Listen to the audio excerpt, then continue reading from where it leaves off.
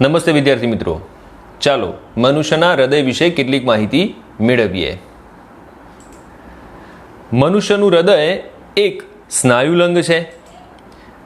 એનું કદ આપણી મુઠ્ઠીના કદ જેટલું હોય છે. એટલે કે આપણા હૃદયનું કદ તમે તમારી મુઠ્ઠી વાળો તો તમારા હૃદયનું કદ પણ એ તમારી મુઠ્ઠીના કદ જેટલું હોય છે. 4 ખંડોની અંદર આપણું હૃદય વિભાજિત હોય છે. એ 4 ખંડો કયા છે? ડાબું કર્ણક, જમણું કર્ણક, ડાબું ક્ષેપક અને જમણું ક્ષેપક. આમ 4 ખંડોથી બનેલું આપણું એટલે કે મનુષ્યનું હૃદય હોવાથી મનુષ્યના હૃદયને ચતુષ્ખંડી હૃદય કહેવામાં આવે છે. કર્ણકોની સાપેક્ષે ક્ષેપકોની દિવાલ જે છે એ જાડી અને માંસલ હોય છે. ઉપરના બંને કર્ણકો છે એ બંનેની જે દિવાલ છે, બંનેની ફરતે આવેલી દિવાલ એના કરતાં આ નીચે આવેલા જે ક્ષેપકો છે એ ક્ષેપકોની દિવાલ થોડીક જાડી અને માંસલ હોય છે.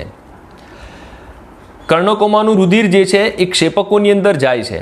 એટલે રુધિરને તે જ માર્ગે પાછું જતું અટકાવવા, મતલબ કે ક્ષેપકોમાંથી કર્ણકોમાં જતું રોકવા માટે કર્ણક અને ક્ષેપકની વચ્ચે ડાબા કર્ણક ડાબા ક્ષેપક, જમણા કર્ણક જમણા ક્ષેપકની વચ્ચે વાલ્વ આવેલા હોય છે. આપણે જાણીએ છીએ કે વાલ્વનું શું કામ છે? વાલ્વનું કામ છે એક જ દિશાની અંદર વહન કરાવડાવવું. સાયકલની ટ્યુબની અંદર પણ વાલ્વ હોય છે વિદ્યાર્થી મિત્રો. આ વાલ્વનું કામ પણ એ જ છે કે અંદર ગયેલી હવાને, ટ્યુબની અંદર ગયેલી હવાને પાછી બહાર આવવા દેતું નથી. એ જ કામ હૃદયની અંદર પણ વાલ્વ કરે છે કે ક્ષેપકોની અંદર પહોંચેલું જે રુધિર છે એ પાછું કર્ણકોની અંદર ન આવી શકે. આ વાલ્વ અલગ અલગ પ્રકારનો હોય છે. એટલે કે જમણા કર્ણક અને જમણા ક્ષેપકની વચ્ચે આવેલો જે વાલ્વ છે એ ત્રિદલ વાલ્વ છે.